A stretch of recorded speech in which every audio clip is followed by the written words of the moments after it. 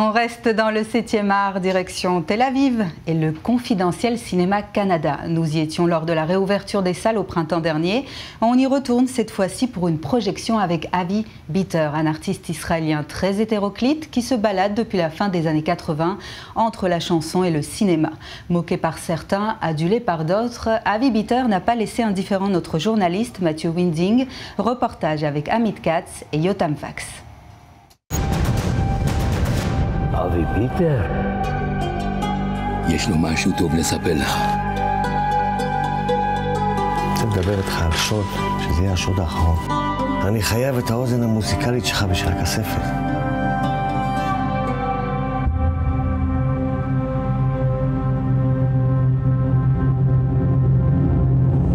Nouvelles incarnations pour Avi Bitter. Cet artiste israélien de 56 ans a évolué pendant la pandémie. Avi Bitter revient avec des nouveaux projets dont un film, Le Dernier Braquage, présenté en avant-première au cinéma Canada de Tel Aviv. En vérité, je sens une grande satisfaction. On a fait un film de haut niveau. Jusqu'à maintenant, je n'avais jamais travaillé avec des cinéastes aussi professionnels. Un grand bravo à toute cette jeune équipe autour de moi qui s'est beaucoup impliquée dans mon film. Le projet a commencé par un post sur Facebook auquel répondent les exploitants du Cinéma Canada. Les jeunes cinéastes, cinéphiles sont déjà les inconditionnels d'Avi Bitter et ils ont programmé quelques-uns de ses films.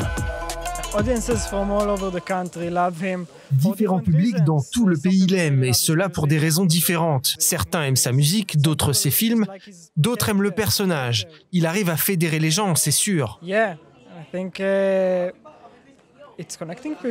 Dans Le Dernier Braquage sont présents de nombreux aspects du film noir. Les vieux amis qui reprennent du service pour un dernier crime. Le protagoniste est pris d'une femme inaccessible. Mais ici, ils sont agrémentés par l'unique sauce Bitter. L'acteur est avant tout un chanteur. Et dans ces films, on retrouve plusieurs morceaux qui éclairent le spectateur sur le paysage intérieur du héros, souvent triste. Le nom de son style musical peut se traduire par oriental déprimé.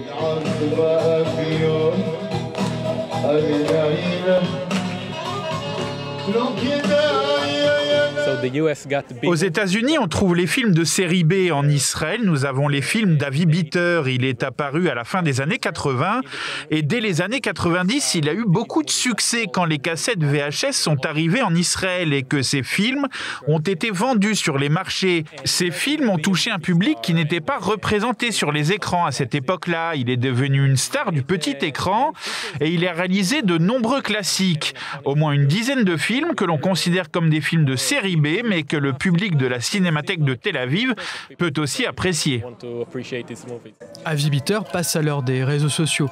Lui qui a été tour à tour roi de la cassette audio, puis des films directement sortis en cassette vidéo, est désormais une figure iconique de la culture israélienne qui rassemble de Dimona jusqu'à Tel Aviv. Ma musique, c'est le chant de l'âme. Ce sont des chansons très tristes. Et aujourd'hui, des enfants de 10 ans me reconnaissent dans la rue. Ils me montrent du doigt en disant « Avi Bitter » et entonnent une de mes chansons. Ça me touche beaucoup.